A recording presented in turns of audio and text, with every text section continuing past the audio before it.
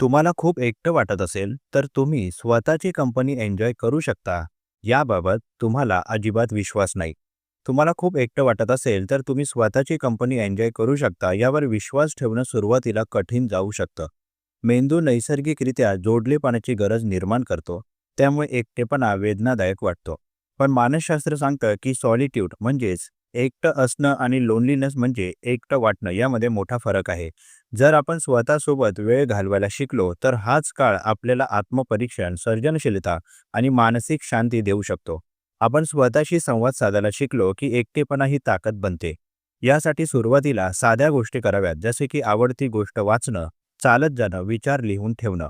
हळूहळू लक्षात येतं, की आपण स्वतःसाठी सर्वोत्तम सोबती आहोत. एकटं राहण्याची भीती कमी झाली, की सामाजिक नातीसुद्धा अधिक निरोगी बनतात. त्यामुळे स्वतःची कंपनी एन्जॉय करणं हे एक मानसिक कौशल्य आहे, जी एकदा आत्मसात केल्यावर तुमचं आयुष्य अधिक सशक्त बनतं. धन्यवाद.